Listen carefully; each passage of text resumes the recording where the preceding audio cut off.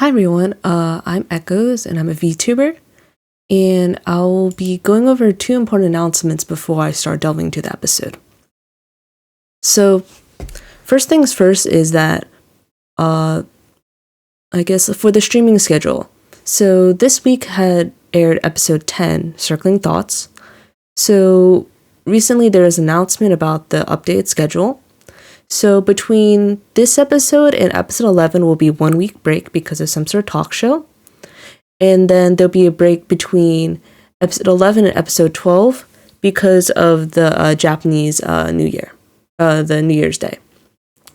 So we'll get a break next week, and then the week after, from what I can tell. So the next episodes will be on the December, I believe, the 18th, and then the 8th. Wait, sorry, that's incorrect. Oops. So, no episode on the 18th.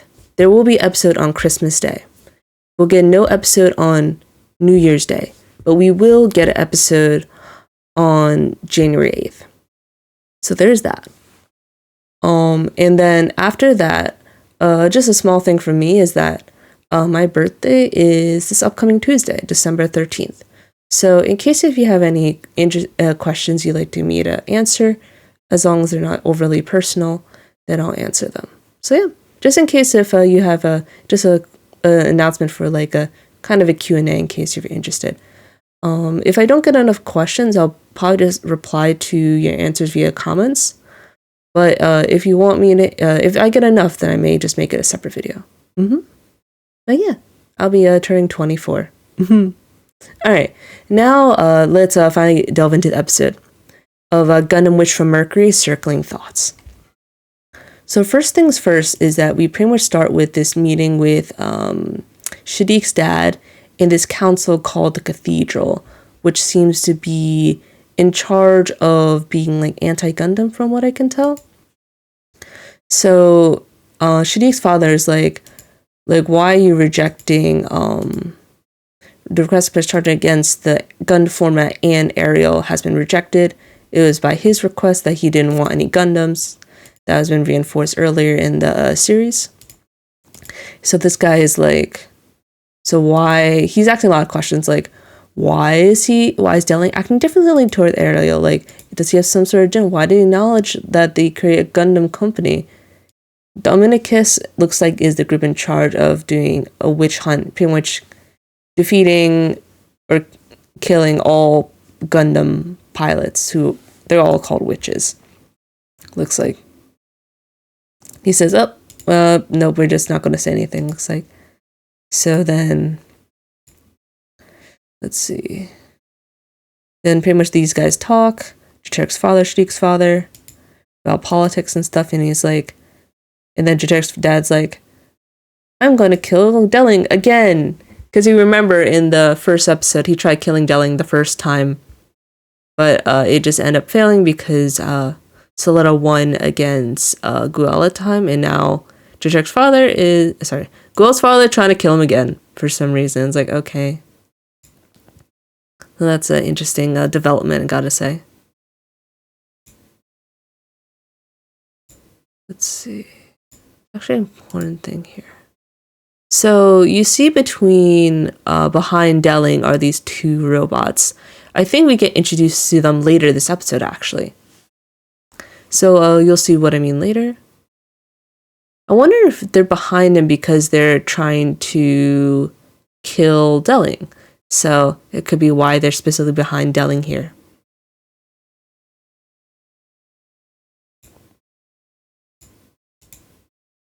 And then you get Soletta taking care of Mirene's plants, which fills her with a sense of pride for being able to help Mirene in some way. And then Shadiq is like, oh, you're doing well. And she says that Mirene and Ariel are going to be coming back. And then this is the confirmation we get a time skip since the last episode. Because before we pretty much got updates like on a day by day. And they say challenges have piled up during its 2-month absence. So there's pretty much a 2-month time skip since since Soletta's last duel against Shadiq, because the area was heavily damaged. They had to get repairs. And then she was able to arrange the postponing of duels because Shadiq's in charge of the dueling council, which makes sense. Pretty much Miriam being super busy. And the last time she's seen Miriam was for 16 days. And she's looking forward to seeing Miriam again, who told her to take care of the greenhouse.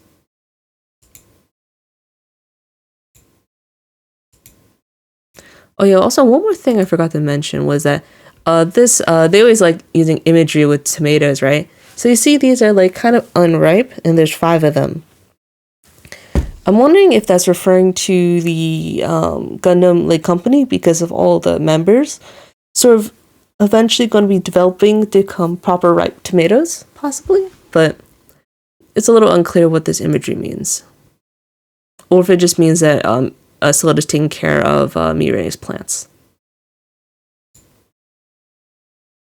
And then they're going to do a prosthetic leg test with the Gundam prosthetics, pretty much going back to the original reason why they're developed. And you see all the members are working. This lady is doing the customer service, and all the people are doing the finances. It looks like, let's see. I want to see that text real quick.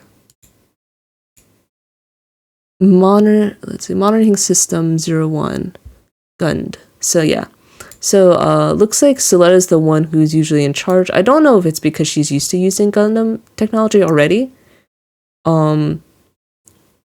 But yeah, it looks like they're using her as the testing. Looks like they're only using Gundam pilots, or people who can use Gundam technology. Because I find it odd that none of the other students are interested in trying to test it. Or it could just be Soletta's the only candidate here. Kind of a shame that feels that's only limited to people who have it already a Gund implant. And then they're doing the test. And it pretty much is successful. Don't really have to go into that too much.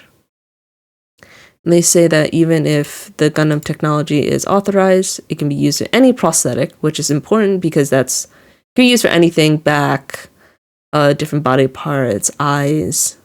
Who knows what it can be used for lots of things. And then you see that the group is trusting Mirai a little bit more, especially with the company. And then Soletta makes a joke here, saying, I guess Soletta Forgetta, I think. It's a pun based off her name, which is kind of cute. And she's really glad she made her friends laugh, because it's one of the things on her check. Let's pause this. Okay. So this is her checklist. So probably the first one is like eat lunch with someone. Don't know who. Be your friends to go to school. She hasn't done that yet. She had contact info. She did that with Elon. Tell a joke is what she just did. She's matching accessing keychains with friends. That probably won't happen. You'll see what I mean later. And then call friends by nicknames, which she has already done with Mirine and also her Earthian buddies, I'm sure. And then Nika surprised her, kind of like being kind of spooky. And then Soletta wants to give Mirine some keychains because she thought that they're cute and wanted to do a checklist, but also wanting to show that she's being closer to Mirine. And then next we get Mirene being pretty much interrogated by her father to see whether their current business is going well, their plans and everything. I'm kind of really surprised at this part because you don't really expect Mirene's father, Delling, to really do anything for some reason. Maybe because he had such a backseat for most of the series, but he's actually seeming pretty serious here. It feels unusually fatherly, even if it's just them talking about business out of all things.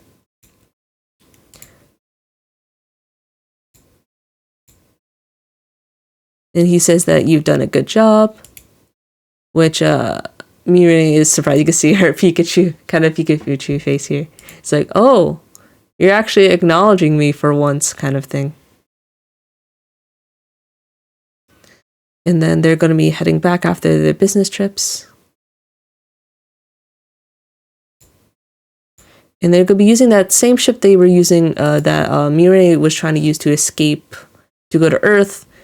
And it's only recolored, probably because it's cheaper. You don't have to destroy and rebuild the ship anyway. And then they meet the lady who seems to be part of... They do a lot of odd jobs.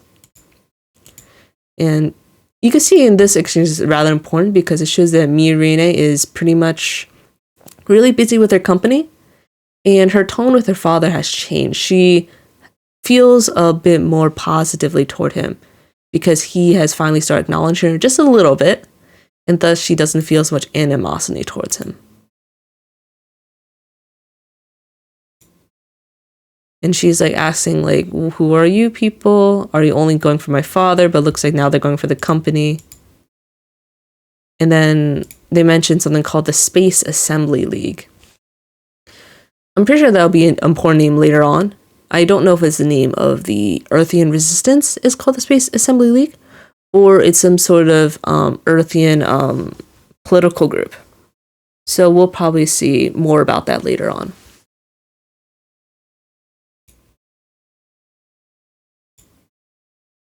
And then also here's where Mirai mentions that she wants the Earth Spacing League to be allies with her rather than enemies. So we'll see whether that actually comes about. And then Shidik is like, Turkestan wants to kill Delling, and he's an idiot. He actually did try it before. Obviously, this guy didn't know. And then Shidik is going to try to chip in a little bit. And he looks like still wants to help Mirai in some way with majority stock for whatever reason. He's trying to spin it in his own favor. Jules will turn next president, and then as far as like you should only stick to your games, you're too young to deal with all these adult issues. But yeah, also this is important. Fail, you'll lose your position within Grassley. So if Shidik fails in killing Delling, then pretty much he is gone. Kind of like what happened with Guel, I'm sure. He's like, I guess that's just the fate of those who mess up as a way of supporting them. Have forgotten my debt to for adopting an orphan like me. So definitely there's that to keep in mind. And then he says, I will win. He's definitely going to guarantee it this time around compared to before. And they're trying to shoot video, but they're rejected mostly because they're Earthians. Because they need to shoot an area in a spacious area. But it looks like they're going to be using the dueling committee lounge based on Seletta's suggestion here. Because it's a large and big room. And then this lady's like, why? Let's see. It's like, now there's some animosity towards Soletta now because still calls him Mercury when Guel would still be holder. And it pretty much shows that Guel's whereabouts are unknown. So she doesn't know, or his brother doesn't know, so only his dad knows. And that could be a blessing or a curse in this situation. So he sort of vanished into thin air. And then we see that Guel has been working under his father in some sort of really obscure area under the Turk house. Looks like they're cleaning spaceships and doing more menial work, but he seems to be enjoying it. Oh yeah, I gotta include his Guel's new name. He's called Bob, which is so funny. It's like the most like generic English male name besides John out of all things, but alright. So I think Guel's enjoying the work because he feels more free than he used to be. And they say that they gotta clean stuff up because they had to carry some important cargo. And it's at Quetta. So I was looking it up real quick. So most likely an important cargo is the Ariel. I mean, what else could it be? It can only be a mobile suit if it's large, right? And Quetta means fort. I was wondering if it could be a reference to Cuatro, as in four, as what's it, four in Spanish? as a like another form of like maybe someone will die there. But Quetta means to be referring more to like a fort area, so I don't know if that's any particular importance here. Because the naming sense is always important for the most part, for especially for specific locations. And then we get some shots on Earth. You can see that in this area, it's very much a rural area that's been taken over by nature. Very beautiful landscapes shots over here. A lot of little kids. We don't know the names of this girl yet, and then the other girl. There's two girls. So one's named Sophie and one's named Norea. There you go. So they both look uncannily similar. I don't know if they're just orphans because they look kind of different but very similar to each other. But we will see that they are also witches.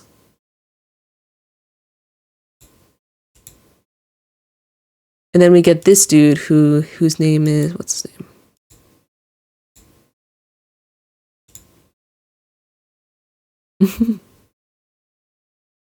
Naji. Okay, so Naji is this older guy who looks very different from them. He looks like an adopted father. The prince wants to talk to him. The prince refers to Shadiq. Kind of without the go-between. We'll see who the go-between is later. Where's the unusual caution? Looks like they're pretty much telling this group in order to kill Delling.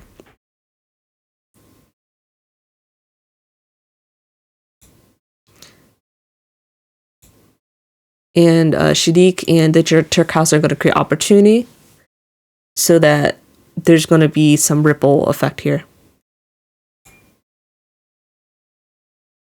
Soften security.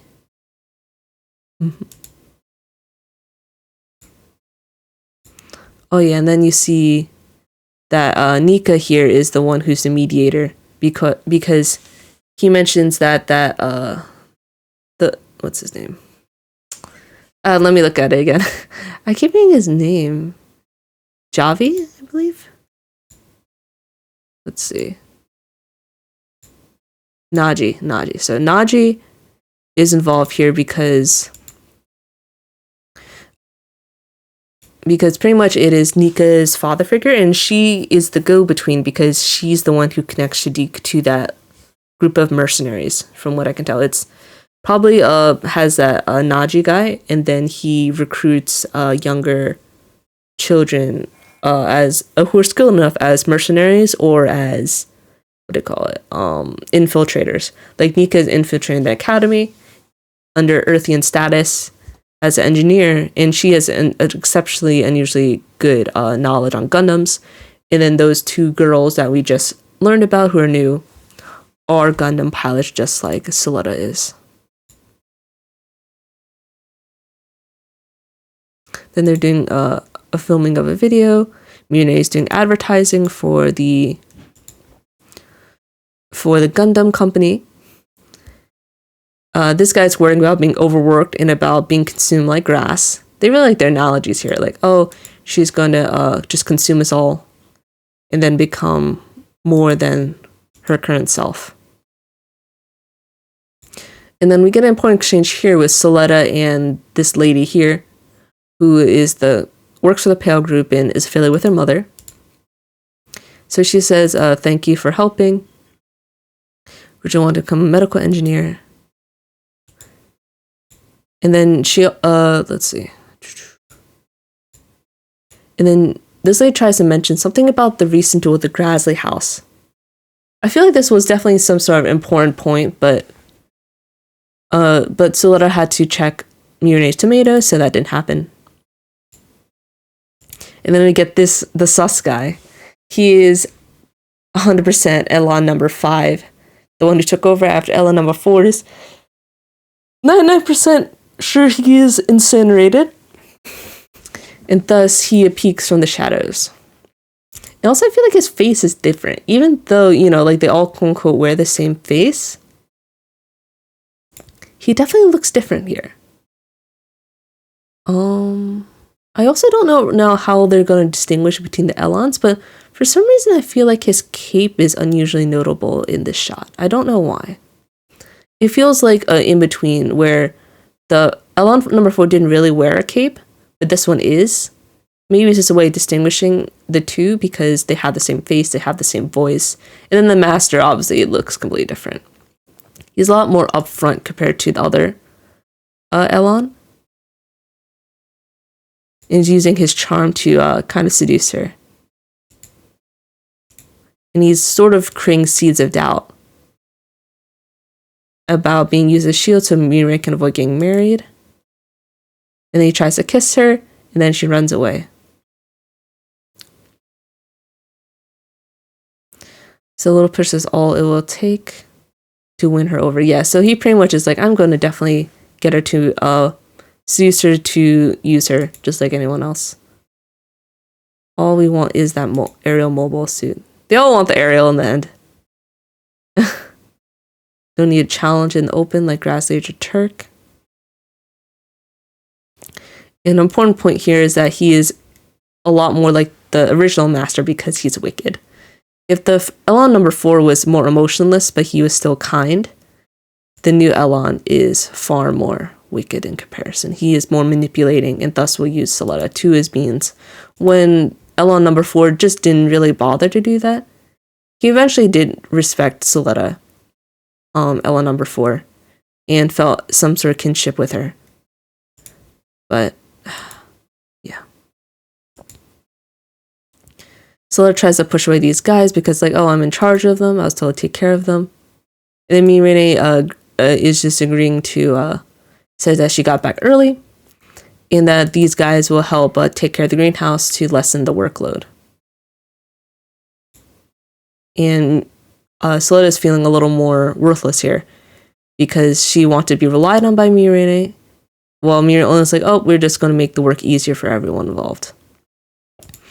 And Mirai in general has this very aloof sort of personality. Maybe she's just tired or something, but you could tell that her responses aren't really emotionless, and you can see that she's really busy with work. So she's so focused on work that she's ignoring Suletta. Want to ask her everything. Because you could see here where when you look at Suletta's view. Oh yeah, also that also important point is that, let's see, is that Mirai decided to hire the new Elon in order to have more people who could test it because they're both Gundam pilots.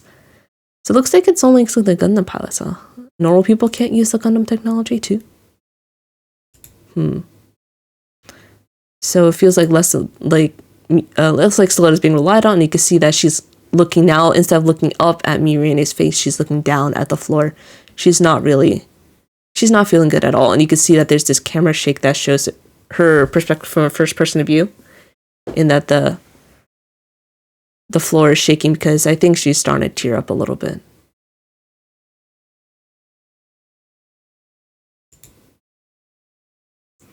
And then Mirai's saying, oh, I'm going to pick up Ariel, you're going to be happy and everything. Yeah, you can see that Mirai really doesn't have the emotional, like, awareness and capacity to support Suletta here. She's most likely crying in her own way because she drops the keychains.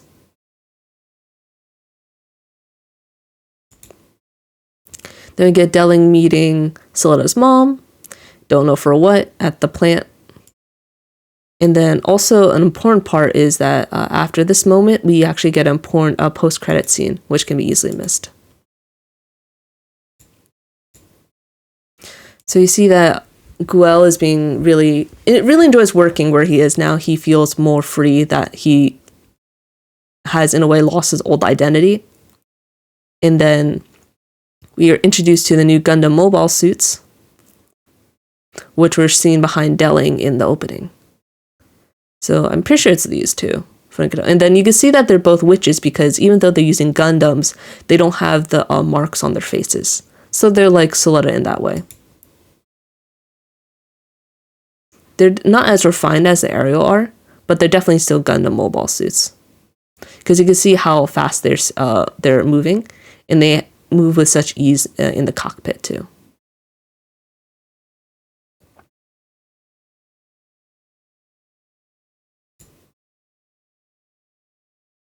And then you see Shadik's intentions is that by killing Delink, he wants to break up the Banner group.